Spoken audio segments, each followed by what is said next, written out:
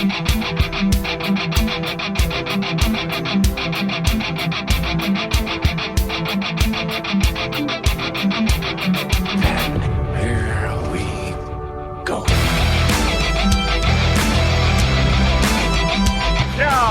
bring on the Mountaineers. Goes around about the 50, the 10 to 5. A touchdown with Virginia. He did it. He did it. That's with White. Beavers and he's gone. Touchdown. Tavon Austin. As the hills of West Virginia resound with the sounds of Golden Blue football. They want to have a 7-on-7 drill. We want to make it a fist fight. Nothing cheap, nothing dirty, but West Virginia football. From the heart. Streaming. It's Mountaineer pride. Once a Mountaineer, always a Mountaineer. Leave no doubt tonight. No doubt. They shouldn't have played the old Golden Blue. West Virginia is a special place. People of the state that have great pride in this WV logo. Ain't no stopping the Golden Blue. It is a great night to be a Mountaineer wherever you may be. And now it's the show brought to you by Mountaineer fans for Mountaineer fans, the Country Roads webcast.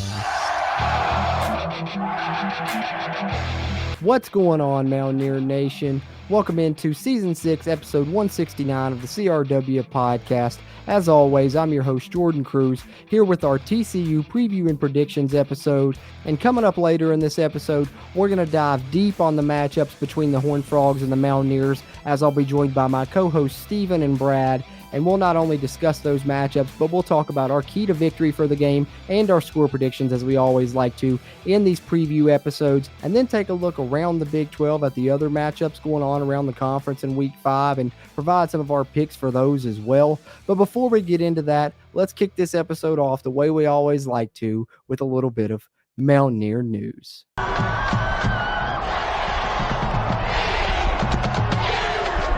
All right, leading things off here, a little bit of basketball news on this episode, actually, that has come out in recent days, as West Virginia's Big 12 slate has been announced. Of course, we knew what teams they would play, but we didn't know the dates and the home aways exactly. But as you can see here on the video version, which if you're watching this episode, we really appreciate you tuning into it here on the Country Roads webcast YouTube or on the web there at WVSportsNow.com. If you're tuned into either one of those video versions, do us a favor, hit the thumbs up button, giving us a like on this video will really help not only its performance, but future videos performances here on the channel. And if you're a WVU fan, be sure and subscribe if you haven't already, as it helps us and it helps you and helps get more of this Mountaineer sports content out to Mountaineer Nation. And of course, this is just a look at the conference opponents for West Virginia, the conference slate. If you want to get a complete look at the schedule, head over to the university's official site there, WVUsports.com, where they made this press release in recent days detailing this entire West Virginia men's basketball schedule for the 2023-2024 season. But wanted to update you guys here in Mountaineer news as the schedule had been released. And then moving on into more football news topics. Now, this one more WVU adjacent, as it's actually WVU in the pros kind of news. But the Seattle Seahawks, we know Geno Smith, now they're starting quarterback for the second consecutive season. They're looking for some help at wide receiver, so they've been working out some free agents. And guess who they worked out this week? That's right, none other than Tavon Austin, as you see here, shared by Ethan Bach over on WVSportsNow.com.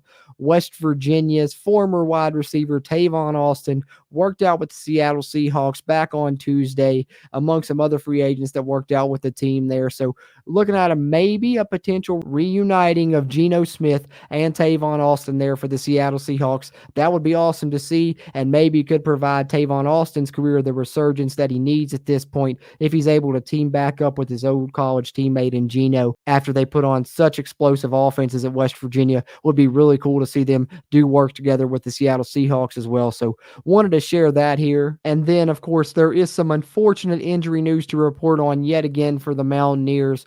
We talked a couple weeks ago about Montre Miller being out for the season. Now, unfortunately, we have learned that Keyshawn Cobb, who had been the backup free safety for the Mountaineers throughout this season, really been doing a great job, and I really had high hopes for him for the future for the season for West Virginia. And you hate to see the defensive backfield now lose 2 players for the season, as Keyshawn Cobb will also have season-ending surgery. The bright spot for Cobb, however, is that he does have a redshirt year to utilize, so he won't have to request a waiver from the NCAA in the same way that Montre Miller will, and we could potentially still see him play for West Virginia in the future. But the Mountaineers now down 2 defensive backs after the loss of Montre Miller a couple weeks ago, and now Keyshawn Cobb at the safety position as well. And then lastly, to wrap us up here in Mountaineer news, just recently announced Chuck Howley's number 66 will be retired at West Virginia, so he will join Ira Rogers, Sam Huff, Bruce Bosley,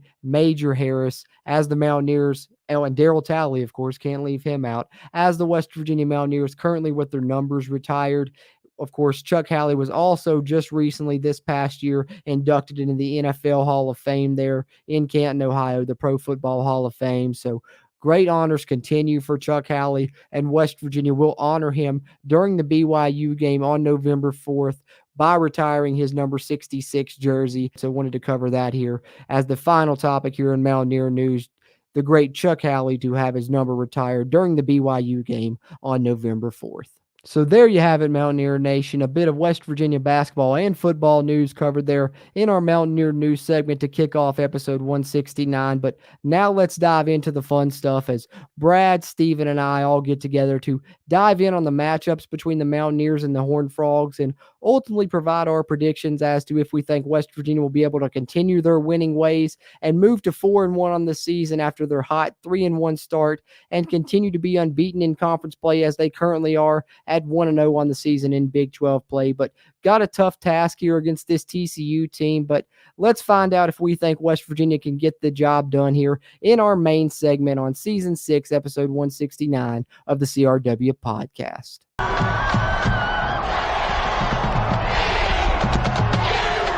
All right, Mountaineer Nation, here we are for our main segment and our final segments here in the TCU Preview and Predictions edition here on the Country Roads webcast, where I'm joined by my great co-hosts here. We've got Steven. What is going on, everybody? And Bradley. What up, what up, what up? Got the whole gang here for the big matchup against the Horned Frogs. 3-1 West Virginia heads to Fort Worth to take on 3-1 TCU. Both teams have the same overall record. Both teams have the same conference record at 1-0 as well. Going to be a night game there, 8 o'clock Eastern, 7 o'clock Central Time there where they'll play in Fort Worth. West Virginia, being doubted yet again. TCU favored by 12 in this game. ESPN, FBI really favoring the Horned Frogs a lot as well. But, we'll get into the matchup specifically on each side of the ball here. And then, of course, wrap up this segment with our key to victory and score predictions. But before we do that, just kind of opening thoughts with everything you've heard going into this matchup with these two teams. Seems like everyone's certainly favoring TCU, but can West Virginia use that as motivation again? How are you feeling about this matchup, Steven? Just opening thoughts wise. This one's probably a little bit more scary than I guess the past few weeks have been. I think going into the, obviously the Duquesne game, no one was really worried about that game. Pitt game, I wasn't very scared about that game. I was very vocal about how scared I was going into last week, but I don't know, with the way that the defense have played, and especially this past Saturday, I don't know, they got me believing. So me personally, I'm not as harsh on them as the FPI on ESPN, but I guess there's in the numbers you can see why there's reason to believe why TCU is favored so heavily. I mean, they outgained West Virginia in total yardage, and I mean they've also put up a lot more numbers than West Virginia. So it's true. This is very true. It's yet again the second consecutive week. It's almost like you could repeat the things that we said on the Texas Tech preview about their offense. Over 400 yards of offense in every game, 30-plus points in every game. Same goes here for TCU. So certainly a tall task, but West Virginia's defense, passed that challenge last week. Hopefully they're able to repeat that, and hopefully maybe Neil Brown's able to use a little bit of this for motivation. As we said, the ESPN FBI only giving West Virginia a 22% chance to win. TCU currently favored by 12 at the time that we're recording this. But Brad, do you feel that they're that inferior to this Horned Frogs team? I wouldn't say that they're that inferior. I think there's still just a lot of unknown. This is definitely the best team that we've played since Penn State. and it's gonna be a real test. Texas Tech comes in, they lose their starting quarterback. Get a run game going and a messy game. You're not gonna see that this weekend. TCU's a little bit more put together, and it's gonna be a real tell. And with it being the strongest test since Penn State, it's also you are able to, if you're able to sneak out of Fort Worth with a win, man, you're looking at Houston and Oklahoma State after a bye week, and man, people will probably getting a little scared of the Mountaineers. Yeah, things are setting up nicely down the line, especially if you can get this one under your belt, which to me would just be icing on the cake. In the season prediction roundtable, I had us, 3-2 coming out of this month of September, which we all agreed was a very, tough month for West Virginia and was vital to the rest of the season's success that they find a way to win, about 3 of these games if they could, and they've done that already. So, if they're able to win this one, that'd be 4-1 through this first month of the season. You'd be very smitten with that. I'd be elated with that. I'm sure a lot of Mountaineer Nation would as well, but it's going to be a challenge with this TCU team. As we know, this season, a lot of people were down on them following that opening loss to Colorado, but since then they've really improved, especially defensively, and we'll get into that side of the ball momentarily. But before we do, we'll dive in on the TCU offense, but I want to say, of course, Sonny Dykes returning as the head coach for the second year for TCU after last season. They finished second in the Big 12, falling to Kansas State in the Big 12 title game, but then still made the playoffs, as we know, getting the victory over Michigan and then falling to Georgia in the national championship game. Return a lot of people from that team, but also replacing a lot of people from that team, especially skill positions on offense, losing Max Duggan, and then, of course, losing the wide receiver Quentin Johnston as well. So replacing some things there. A lot of the defense is back, though, on that side of the ball. But getting into another change, of course, that is at the coordinator position on the offensive side. We're going to dive in on that matchup first, gentlemen. The TCU offense versus the West Virginia defense, and coordinating that TCU offense this year now after losing Garrett Riley, him leaving to go to Clemson. Kendall Briles has now taken over as the offensive coordinator there at TCU, someone West Virginia should be familiar with. He coordinated a lot of those tough Baylor offenses that West Virginia faced in their early years in the Big 12 when Art Briles was the head coach of that program. Son of Art Briles, of course, so there was some controversy in TCU making that hire, but ultimately he's come there and he's done a good job with that offense, as I stated earlier. 11th in the nation right now in total yards per game at 501, 208 rush yards per game and 293 passing yards per game. So balanced attack there. They're also 23rd in the nation in scoring offense, averaging 38.3 points per game. As I said, have scored 30 plus in every game this season, including 41 and 45. So 2 games over 40 as well. So it's going to be a tall task for West Virginia yet again, but their defense has, stepped up to that task thus far this season. But what are you looking at when you're watching this matchup, Stephen, and how do you feel about this Horned Frog offense going up against the West Virginia defense? I feel pretty confident. I know that they've put up good numbers, but they've also struggled throughout the season as well. I think that I think a lot of us watched that TCU Colorado game. They struggled very much in that first game. I know it was Travis Hunter, but I mean it looked like Chandler Morris was very much rattled throughout that entire contest. He's put up a lot of numbers, like I said, but I think if West Virginia can continue to play like they have in the secondary, I think that gives us a pretty good shot down the stretch. I feel really confident in our defensive line. I think that they can go up against anybody in the country. Like you said, like Brad said earlier, this is the toughest opponent that we've played since Penn State, especially in their wide receiver group. So I really want to see what our secondary has. So that's what I'm looking for. Yeah, definitely. And Chandler Morris, like you said, it's been a bit of a mixed bag at times, but overall, he has been successful. Second in the Big 12 currently in passing yards, over 1,000 already, 9 touchdowns versus 3 interceptions, and a 69% completion rate. But the one thing that I was able to find when looking up some stats this game is it seems that he has struggled a bit when he's been pressured. And West Virginia's defense has done a great job of that this season. They've got a high havoc rate on PFF. We saw last week, Marcus Floyd rushing the passer. We've seen different players do it all year for West Virginia. And just, to show you guys the difference there, when he's kept clean, Chandler Morris, 74% completion rating, 83.5 passing grade there on PFF versus when he's pressured, that drops down to a 55% completion rating with a 61.0 passing grade. So, big difference there. Seems like when you can get some pressure on him, you do have a chance, and that's something West Virginia's done a good job of. But Brad, as far as this matchup between, TCU's offense and West Virginia's defense, what is sticking out to you? Yeah, no, like you said, I think our defense is going to keep us with a chance to win the whole game. I think that they've shown that they can be stout. There's not as many glaring weaknesses this year, other than just like sheer depth in the backfield. But defensive line looking great. Linebackers are honestly looking, a couple steps above where we thought they might be when we thought they were to be one of our biggest weaknesses. They've actually turned into a really big strength. Players like Beanie Bishop have just been shining. Floyd comes back in after being away for a couple games and just makes an impact immediately.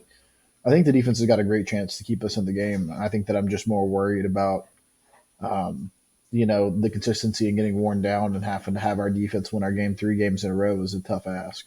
Yeah, I agree. I think, the offense is going to have to definitely sustain some drives to give them some breaks, especially, in the back end. I talked about in Mountaineer News at the opening of this episode, West Virginia down another player in that defensive backfield, second season-ending injury they've had to suffer there. They've lost Montre Miller. They've now lost Keyshawn Cobb as well. So you do worry about depth in the secondary, although they've done a good job in coverage ever since that Penn State game. You kind of wonder if depth is going to end up being an issue there down the line, especially if you get into games that are hard fought where your defense has to be on the field a lot. So that's where they're kind of hoping the West Virginia offense, picks up the slack a little bit, I think. But as far as, the West Virginia defense, I like what they've got in this matchup. Chandler Morris, like we talked about, he's also a threat with his legs, though. We can't rule that out as well. He's actually second on the TCU team in rushing. He's had 30-plus rushing yards in every game they've played, 185 on the season, over 6 yards per carry, and 2 touchdowns. So I think, priority number 1 for West Virginia in this game has to be stopping the run, not only because he can hurt you with his legs. They have a great running back in Amani Bailey, but he's also very good off of play action, 90.8 offensive grade, 89 passing grade off of play action. So his numbers really jump up in that aspect. So I think everything for them goes off of that running game. Yeah, and I mean, I would even say a big key to that, and something that I've seen a lot more out of us this year, has been hard hitting. I think our defense has been laying the boom a little bit this year. I mean, Trey Lathan damn near killed a guy last game. And, I think that makes some of those quarterbacks afraid to step up and run. And I think that's a nice feeling looking back at it, Yeah, and Sean Martin, too. I've seen him get a couple good licks in on a couple of guys. Definitely. Yeah, we're definitely laying some wood out there. And I think that, sets the tone. And that's one thing I've been really enjoying seeing is, nice fundamental tackling. Yep. It's one thing I've been griping about for the past however many years is people always go for that big hit and then, try to lay you out with a shoulder or something. They don't ever wrap up, especially in open field. And I just, it's been nice to see. And just to back up what you guys are saying, as far as West Virginia, doing a good job tackling this year, we talked about them, doing the fundamentals right. That's one of the reasons they're playing so well, is being very good in fundamentals, being disciplined, not beating themselves. But West Virginia has actually only missed 31 tackles so far this season. That's the second best in the Big 12 behind Cincinnati. So, up there in the conference, they're doing a great job. And they're going to need that in this game, because I was talking a little bit about the TCU running back, and I think he's the guy to talk about with this TCU offense. We can talk about Chandler Morris a little bit there, as we did, and he can certainly hurt you. He's a dual threat. He's got good numbers, but Amani Bailey has even better numbers. He leads the Big 12 in rushing. He also leads the Big 12 in carries, 81 carries, already 483 yards on the season, has 100 yards rushing in every game except for one. The past 2 games, he has 20-plus carries in each game, over 125 yards rushing in each game, and a rushing touchdown. And the thing that really jumped out to me, guys, looking at his numbers on PFF, 351 of his 483 rushing yards have come after contact, and he has forced 31 missed tackles in 4 games this season. Oh, my gosh. Insane. Yeah, that's wild. Yeah, that's kind of crazy. According to PFF, that with that 351 yards after contact, means he averages 4 yards after contact per carry on the season. Goodness gracious. Yeah, he's tough, man. And I was watching some film on him. He's the real deal, because some of the plays that I saw, it was, he's one-on-one with the safety, and he makes him look silly. Some of the moves he put on him, it's not just power either. He has some quickness about him. He transferred in a couple years ago from Louisiana, if I'm not mistaken, but he's really a threat, and I think he's a guy we're going to have to watch out for. West Virginia's done a good job stopping the run when they focused on it this season. They focused on it against Penn State and against Pitt.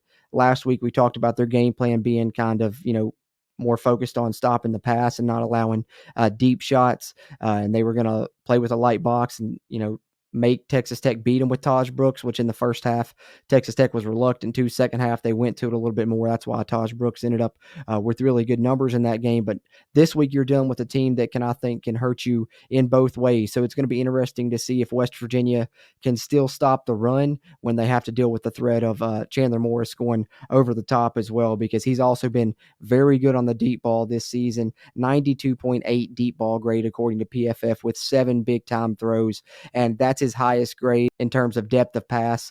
His 92.8 deep ball grade, that's passes over 20 yards. He's only has a 67 grade on 10 through 19, 74, 0 to 9 yards, and 68 behind the line of scrimmage. So Chandler Morris has done the most damage attacking deep and off of play action. So to me, it seems like they're going to try and get the run game going, and then they're going to lull you to sleep and hit you over the top with some of those speedy receivers. So West Virginia is really going to have their work cut out for them in this game, I feel like. Yeah, but that's something we should understand pretty well, considering that's what we would like to do as well. But, the West Virginia defense has done an excellent job this season, and we talked about them having a great havoc rate, doing a great job rushing the passer, and I think that that's one of their paths to success in this game. Of course, they're going to have to stop the run after everything I talked about with Amani Bailey, but their pass rush, I think, is going to be key in this game because TCU, their running backs, as good as they are, both Trey Sanders and Amani Bailey struggle in pass blocking. 42.6 pass blocking grade for Amani Bailey and a 23.1 pass blocking grade for Trey Sanders. And then most of the TCU offensive line has good ratings, but the two places that they struggle is on the tackle positions. The left tackle for TCU has allowed 8 quarterback pressures, but the right tackle for TCU is the one that has really struggled. By far the lowest pass blocking grade on the team. Everyone else is in at least the 70s. His pass blocking grade's at a 53.9. So with those tackles struggling and the running backs struggling in pass blocking grade, tells me that West Virginia is going to really need some pressure off those edges. Maybe you get Marcus Floyd in that spear role again. Maybe it's a big game for Jared Bartlett and Tyron Bradley because that could be a recipe for success for West Virginia on paper in this one. Yeah, and I'm hoping that they use some of what they used last week with bringing the safety off the edge. Definitely. I think it's definitely an area to be looking at when you're going into the game and ways that we can kind of take advantage of their weak spots. And, it has been a strength of ours so far this season, it seems. So, yeah, it would be nice to have see a big day for those guys coming off the edge.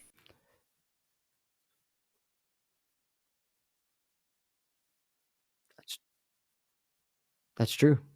Good day for those DNs as well. It's a deep D-line for West Virginia, and they've been doing a great job this season. Hopefully that continues in this game because they're going to need it. That pass rush, they're going to need to continue to create the havoc that they have all season. And, of course, they're going to have to stop the run, as we talked about, Amani Bailey in absolute force. So going to be a tall task for the West Virginia defense. Shut down that run first, and then when TCU goes to the air, watch out for their weapons. The tight end Jared Wiley's the main one I'm concerned about. 6'7", 260, leads them with 3 receiving touchdowns on the season. So watch out for him. Watch out for J.P. Richardson at the wide receiver spot and Warren Thompson. He's kind of their deep threat, 159 yards and a touchdown on the season with better size there at 6'3". So that's the little bit of the wrap up on the TCU offense versus the West Virginia defense. Having said that, gentlemen, let's flip it over to the other side.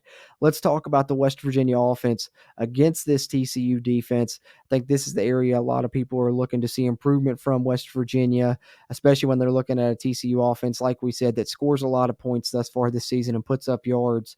West Virginia had a similar thing going on last week with Texas Tech, but were able to get it done at home. This is a little bit of a different story. Going to be a night game on the road. Texas heat, you're not going to have that rain and weather, to help you muck it up, even though I think you're going to try and make it ugly yourself. But can West Virginia's offense, you guys think, put enough scoring drives together that they need to, manufacture enough yards and points to be able to hang with what seems to be a pretty talented TCU offense here, going up against the TCU defense led by defensive coordinator Joe Gillespie yet again? Stephen, what are you looking at with this matchup? Well, first of all, like we mentioned earlier, I do look for our running game to continue what they've done well all season, and that's, to pound you all day and then open it up over top. But here's the difference. I know that we have been very, kind of harsh on this receiving core, and I guess for the most part, rightfully so. But I do believe that at some point that they are going to get it turned around this season, and they're going to start making those plays, because I think that it all just boils down to chemistry. And while they have chemistry with Nico in practice, in real game time situations, those things take time to flourish. And I think this probably will be the week that it happens. I truly do believe that. Going back and watching that SMU and TCU game from last week, there was a lot of opportunities for SMU over the middle for them. Cole Taylor probably will have a big day, but I'd like to see Devin Carter come out and have a good day, because I think him being physical the way that he can be, I think could really bode well for West Virginia, and I look for them to do that.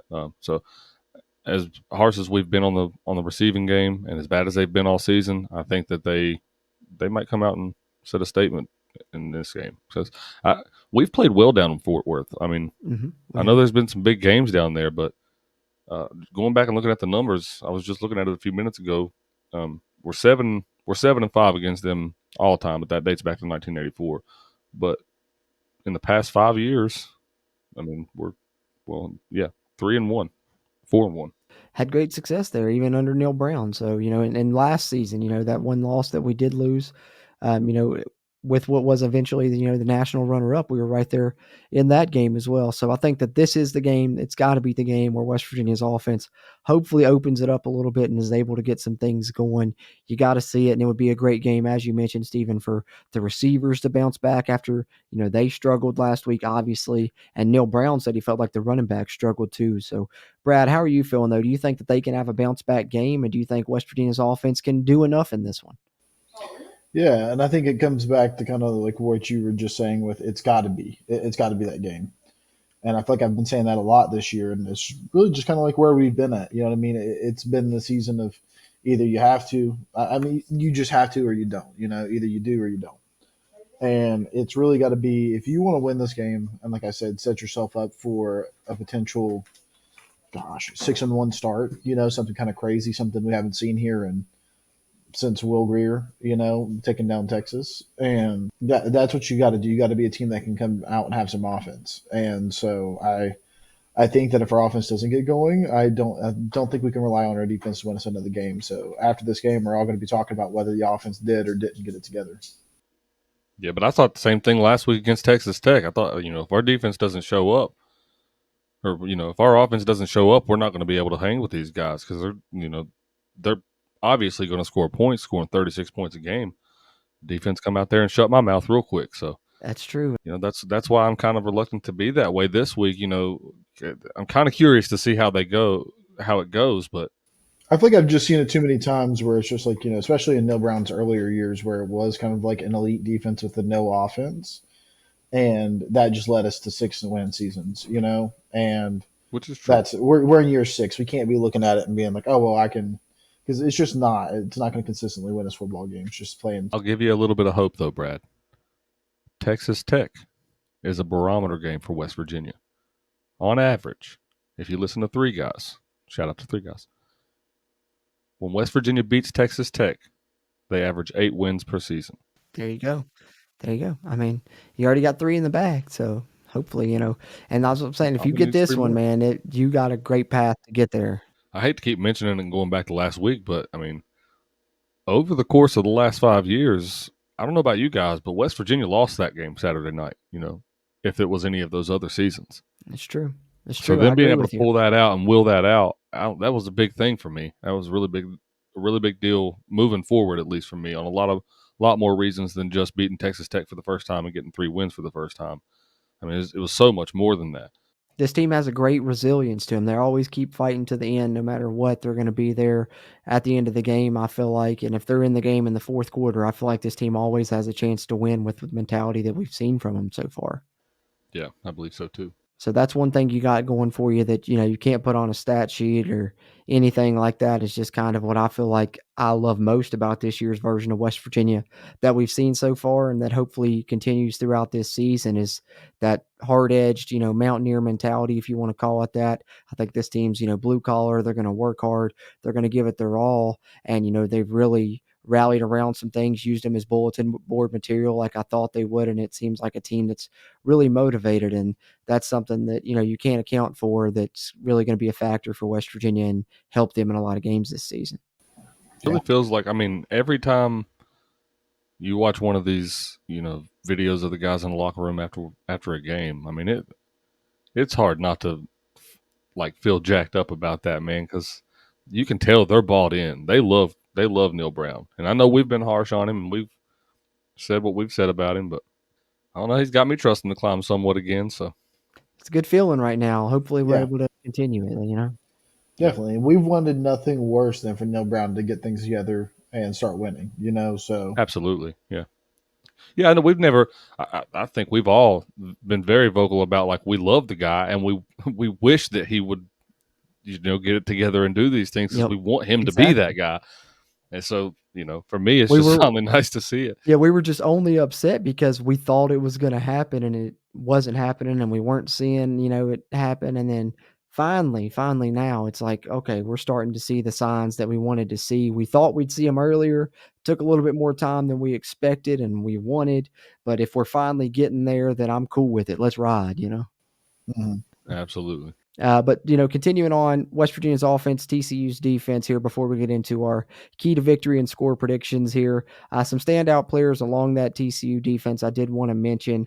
To me, the scariest player I think is Nnamdi Obiazor. Leads the team in tackles with 33, 81.9 pass rush grade, has 14 quarterback pressures on the season, 10 hurries and 3 quarterback hits. So that's, scary in and of itself. But when you look at the TCU defense, he's only the start of it because they have 4 players with at least 2 sacks on the year. 2 of them are both at the linebacker position, one named Hodge and one named Hodges.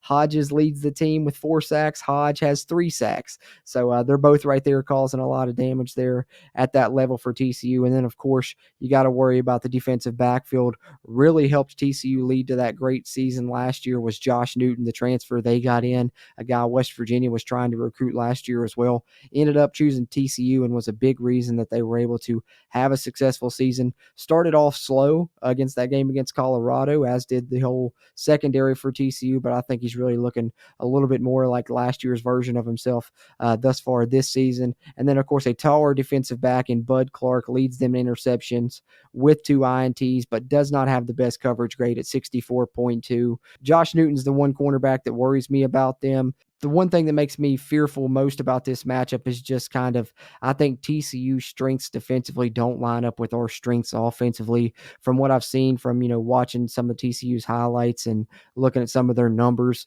it would be much better if West Virginia was a strong passing team versus being a strong rushing team. But the thing is, West Virginia's been able to run the ball even against a loaded box this season, so hopefully they're able to do that in this game because they're going to need to. I think TCU is going to really try and sell out to stop the run. Yeah, we're going to have to rely on those offensive linemen.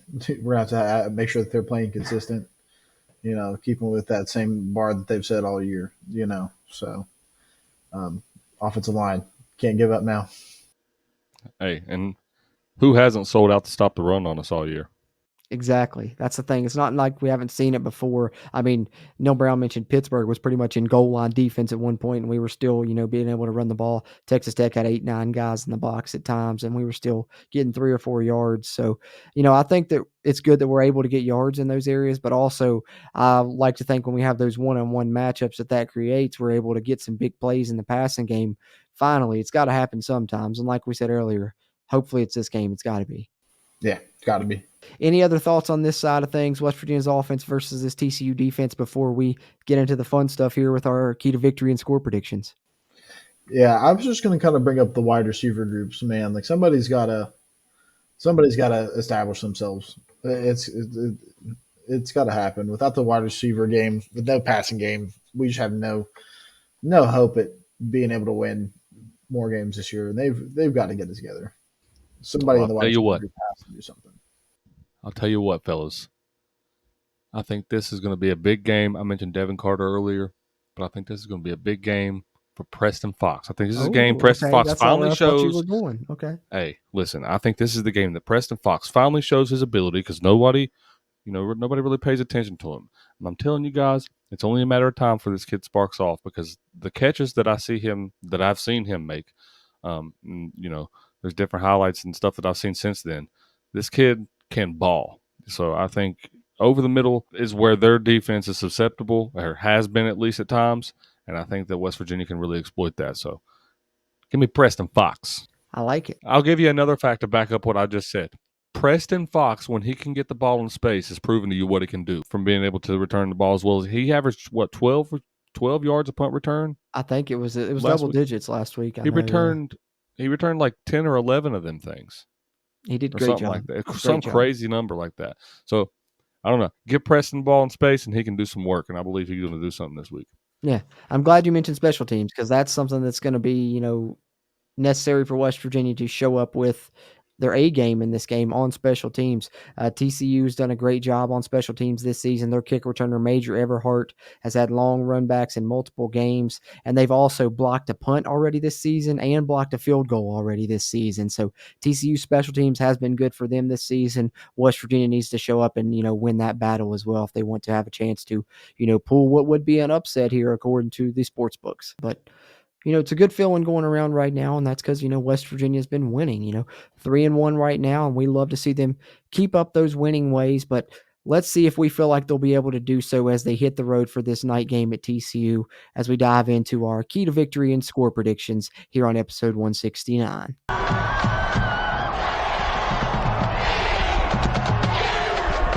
All right, Mountaineer Nation, here we are. We're going to dive in first with our key to victory, and then we'll hit our score predictions. Brad, I'll let you lead us off first this week. What do you think West Virginia needs to do to be able to come away with this victory on the road at TCU? Without a doubt, it's pass the ball. I really don't think we have a chance in this game if we don't at least get some kind of a passing game going. I think that we need it to give our offensive line and the running backs a break. I think we need it to help give the defense a break. I think we need it to build Nico Markio's confidence. I think we need it to just show that we can do it. I think that getting the passing game going is the only way that you have a chance to win this game. And winning this game would be massive. I mean, like I said, absolutely massive when it goes to that trajectory for the rest of this year. So if the Mountaineers can get 150 passing yards, we probably win this game. I like it. Nice prediction, and of course, goes hand in hand with what we talked about earlier. It's got to be this game that you get the passing game going, because I think you're going to need it as well. Great key to victory there. I'll follow you up, and then we'll get yours, Steven. For me, I think West Virginia, make it ugly, baby. Get out there, dominate time of possession, do what you've been doing thus far this season. I heard a broadcaster at one point say the way West Virginia's playing is gritty, not pretty. And I think that should be, our team motto this season, really. Just gritty, not pretty.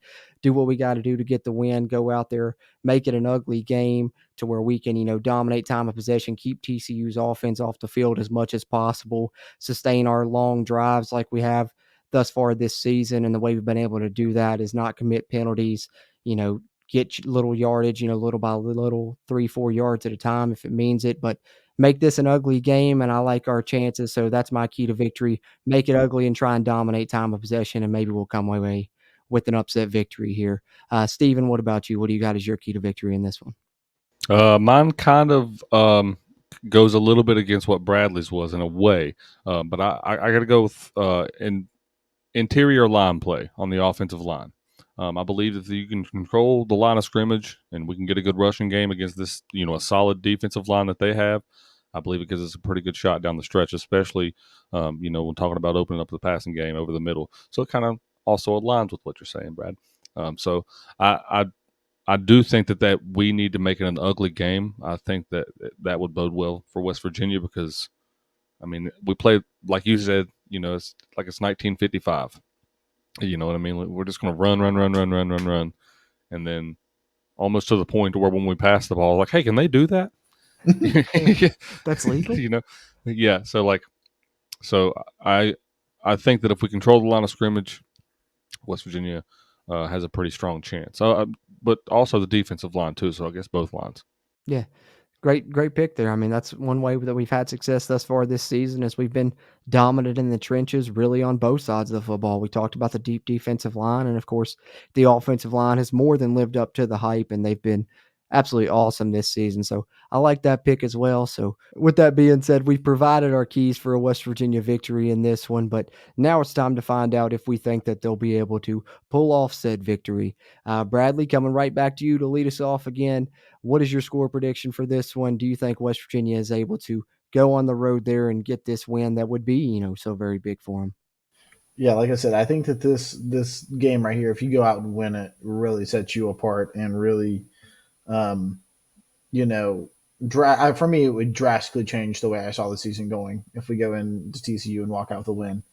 That being said, like I said, I really think the whole game depends on the wide receiver groups and getting the passing game going. I don't have faith in us being there yet, and so I'm going to go into this one saying the Mountaineers are going to lose, and I think it's going to be defense keeps us in there a good bit, but we end up slipping up and losing it, and I'm going to say it's going to be 24-14.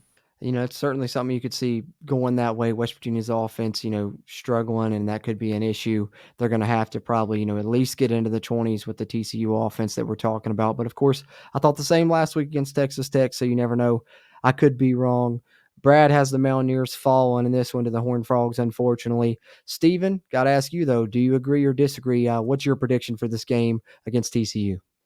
Well, I said that we needed to control the line of scrimmage if we wanted to win the game. You mentioned how good their defensive line is and how many pressures that they've got on the quarterback all season.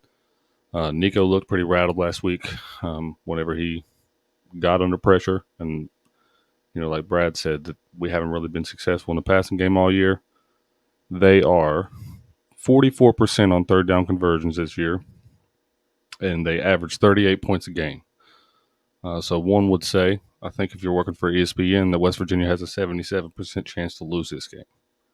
But no says I, my friends. I made the mistake of picking against the Mountaineers last week, and I'm not going to do it this week. So give me the Mounties, baby. I'm going 24-21 with a field goal. West Virginia wins. Wow, he's got the gold and blue glasses on his back. I love it. I love it. Awesome stuff, Steven. So Brad got the loss there by 10. So he still got West Virginia covering the spread. So still a little bit of optimism there from Brad as well. But Steven coming in heavy with the West Virginia victory. And me, guys, I had trouble picking this one myself for my prediction. I really did, because I think it's going to be a tough game.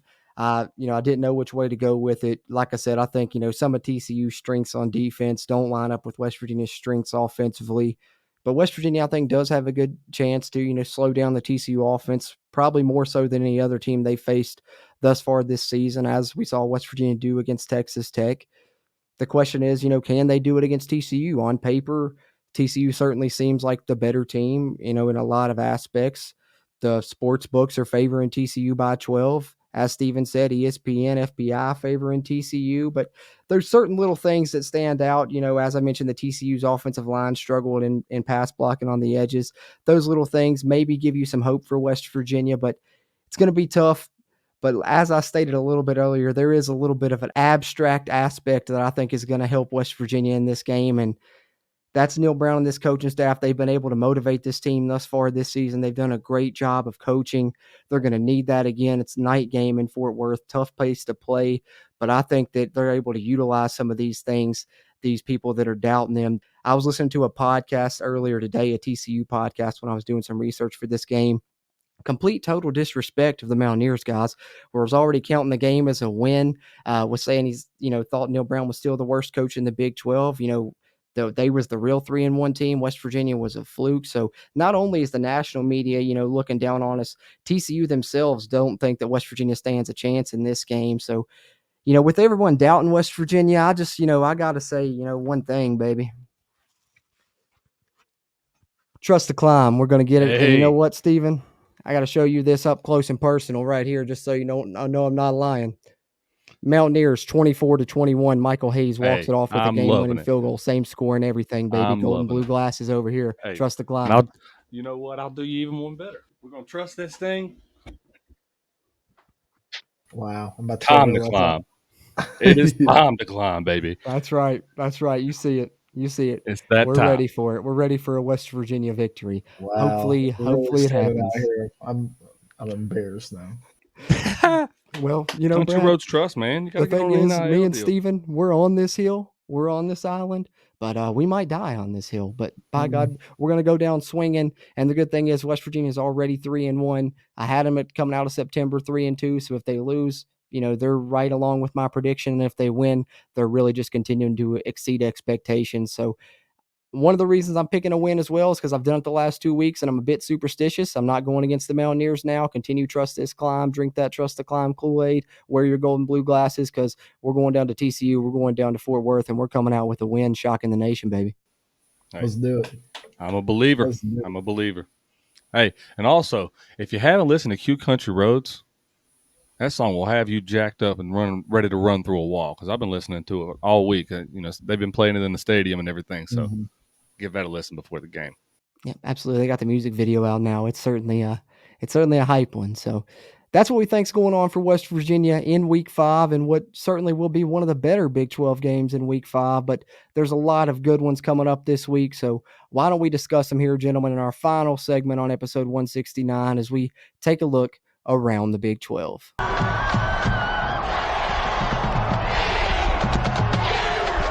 All right, around the Big 12 here in Week 5, we do have a Friday night matchup this week, so not a full slate of action, and we got a game coming up on Friday, so it's actually going to be a late kick, guys. It's coming up in Provo there. Cincinnati heading to take on BYU. Two newcomers taking on each other there. 10:15 Eastern time kick, so, get you a late cup of coffee if you want to catch this one. It's going to be on ESPN, though. But who do you like in this one, Steven? Cincinnati versus BYU?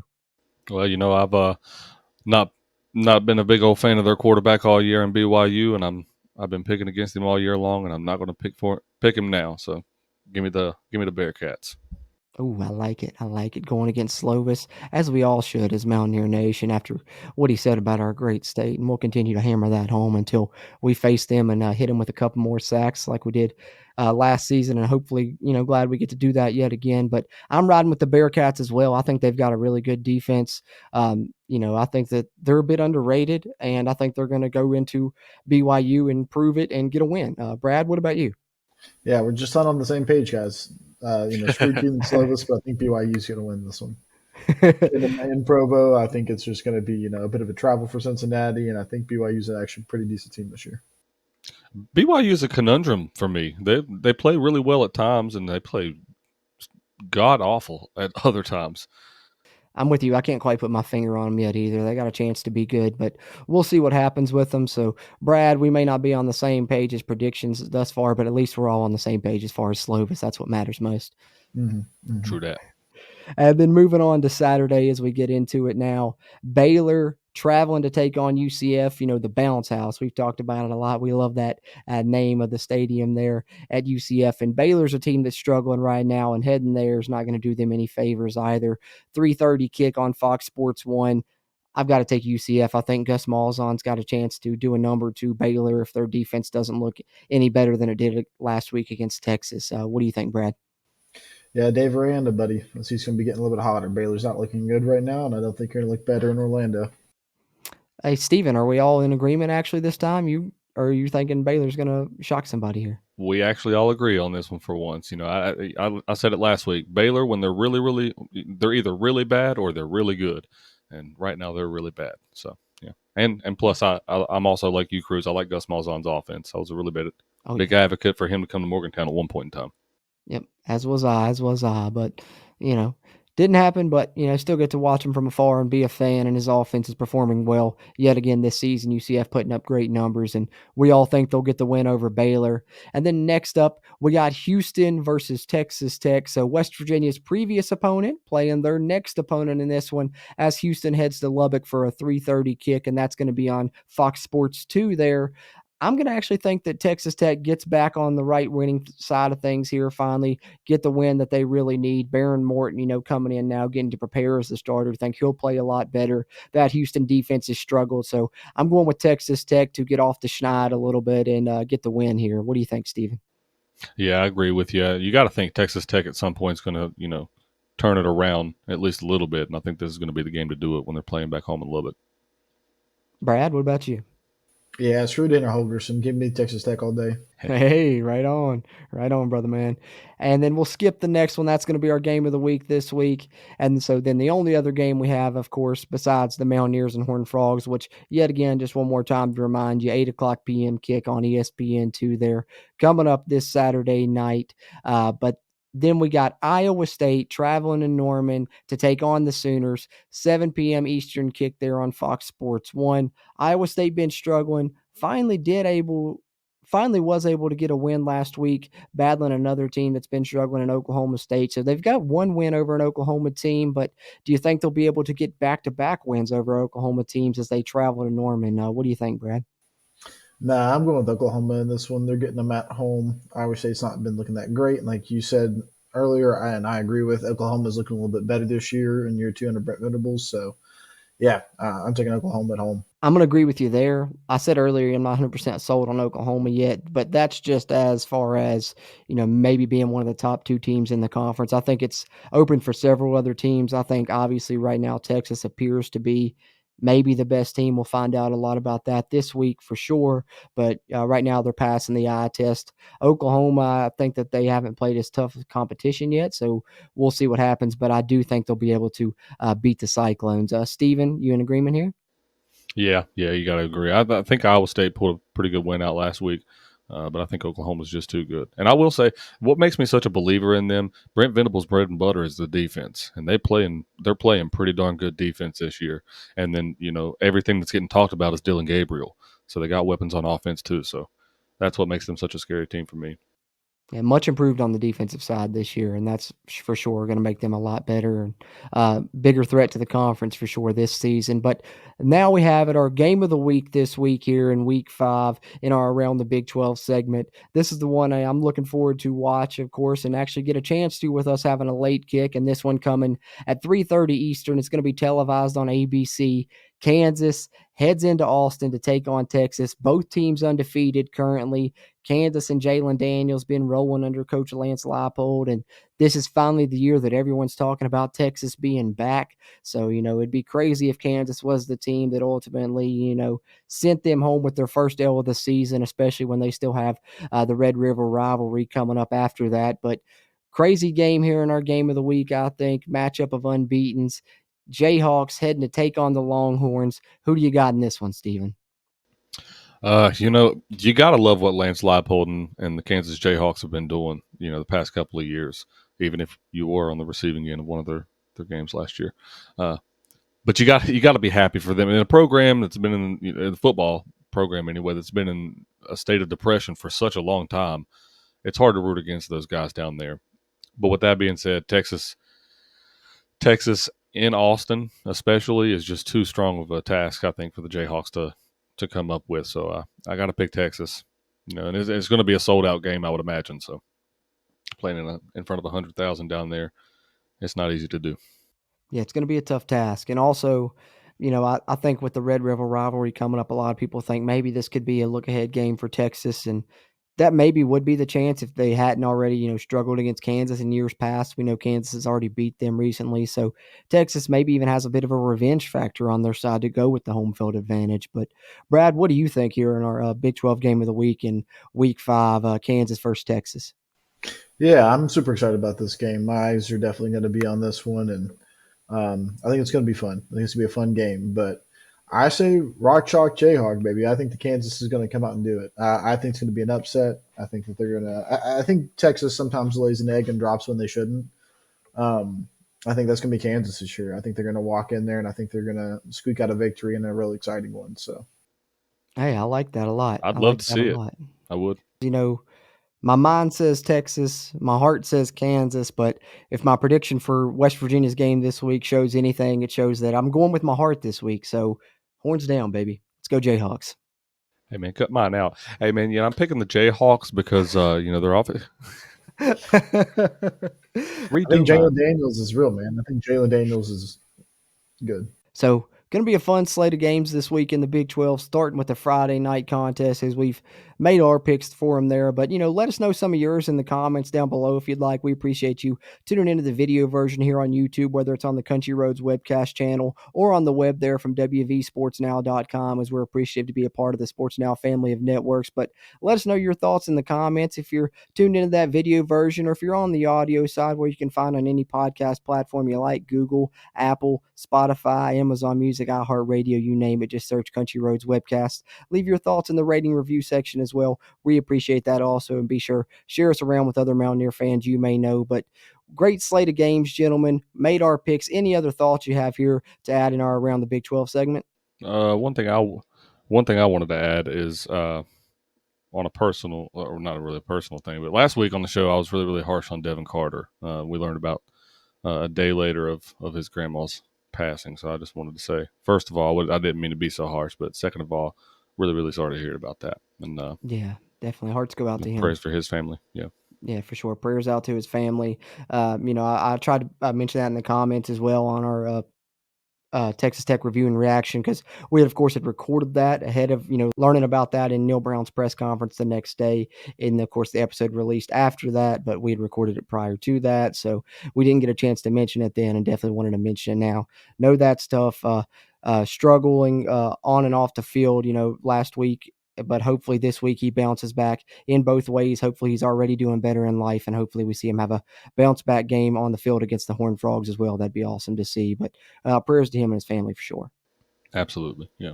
But having said that, gentlemen, we've talked about the matchups against the Horned Frogs. We've provided our key to victory and our score predictions, and took a look around the Big 12 for Week 5 here in episode 169 of the CRW podcast. It's sure been a fun one as we've thrown on gold and blue glasses. We've trusted the climb, and we're hoping to see more Mountaineer success. But anything that we didn't mention that you guys wanted to touch on here before we wrap this one up?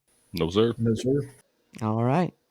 There it is then. Well, great stuff, gentlemen. I've really enjoyed this episode, and we sure hope you guys have enjoyed watching it or listening it as much as we have recording it for you guys. Always a great time, but we look forward to chatting with you guys about the game. So be sure, come by our Q&A live stream that'll be coming up later this week, looking like most likely Friday night for that, but stay tuned to our social media on an announcement of exactly when. You can follow us on Twitter/X at WVU Country Roads, and Country Roads Webcast on Facebook and Instagram. But looking forward to hopefully talking about a Mountaineer victory. Either way, we'll be back to talk about that game immediately following on the Voice of College Football post-game show. So check that out on the West Virginia Voice of College Football channel or the Big 12 Voice of College Football channel. And then we'll provide our thoughts on the numbers and break down the game on our TCU review and reactions podcast, which will be episode 170 here. But for 169, we're going to wrap things up. For my co-hosts Steven and Brad, as always, I'm Jordan Cruz, and until next time, let's go Mountaineers. If you really want to know, then come on, let's go. Take a stroll down those